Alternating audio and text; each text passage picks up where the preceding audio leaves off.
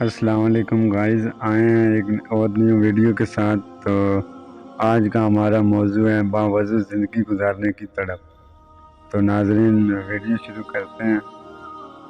حضرت مجید الثانی رحمۃ اللہ کی اولاد میں سے ایک صاحب کے گھر جانے کا موقع ملا۔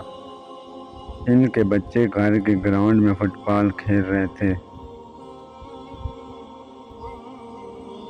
نئی آبادی تھی، مسجد قریب نہیں تھی، اس لیے گھر میں ہی جماعت سے نماز ادا کرنا پڑتی تھی۔ جب ہم نے مغرب کی نماز کے لیے اذان دی اور صفیں بنانی شروع کی تو ہم نے دیکھا جو بچے فٹ بال کھیل رہے تھے، چھوٹے بڑے سارے ہی آئے اور آ کر صف باندھ کر کھڑے ہو گئے۔ میں نے صاحب خانے سے پوچھا کہ ان بچوں نے وضو نہیں کرنا؟ انہوں نے کہا کہ وضو کیا ہوا ہے۔ اس عاجز نے سمجھا کہ شاید انہوں نے سوچا ہوگا کہ مہمان آیا ہوا ہے، نماز تو پڑھنی ہی ہے، اس لیے ہم پہلے سے وضو کر کے کھیلتے ہیں۔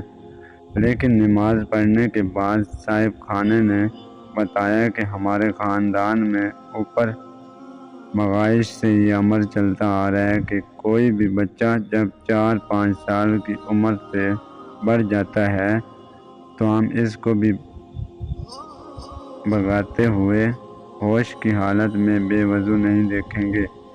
آج کے دور میں ایسے بھی لوگ ہیں کہ جن کو باوضو زندگی گزارنے کی تڑپ اور تمنا ہوتی ہے۔